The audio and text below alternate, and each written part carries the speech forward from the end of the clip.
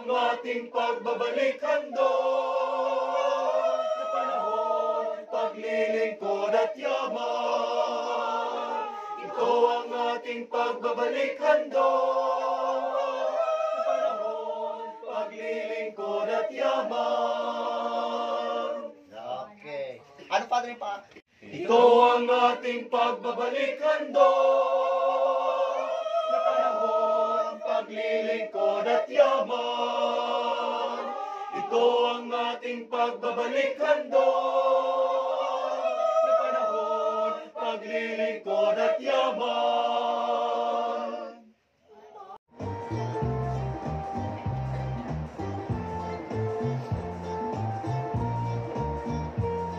Tayo'y nilikha ng Diyos na magkakatiwala, kaya sa wangis niya tayo'y nilikha. Bilang katiwala ating pangalagaan, palaguin at ibahagi ang handog niyang wagas. Bilang pagkilala sa nagmamayari, pananagutan ding ibalik sa kanyang muli. Ito ang ating pagbabalik handog na panahon, paglilingkod at yaman. Ito ang ating pagbabalik handog na panahon, paglilingkod at yaman. Sablay ng mabuting katiwala ang magiging mapagpasalamat at mapagbigay sa lahat ng oras. Tayo'y pagsamantala lamang sa mundong papanaw. May dahilan kung bakit nandito ka. Bilang pagkilala sa nagmamayari, pananagutan din ibalik sa kanyang muli. Ito ang ating pagbabalik handog na panahon, paglilingkod at yaman. Ito ang ating pagbabalik handog na panahon, paglilingkod at yaman. Sayang ang sandali kung gagamitin sa mali, ang katapat niya'y parusang mananatili. Dapat maging tapat sa bawat sandali, pagkat ang Diyos ang siyang kakandili. Bilang pagkilala sa nagmamayari, pananagutan din ibalik sa kanyang muli. Ito ang ating pagbabalik handog na panahon, paglilingkod at yaman. Ito ang ating pagbabalik handog na panahon, paglilingkod at yaman. Ito ang ating pagbabalik handog na panahon, paglilingkod at yaman. Ito ang ating pagbabalik handog na panahon, paglilingkod at yaman.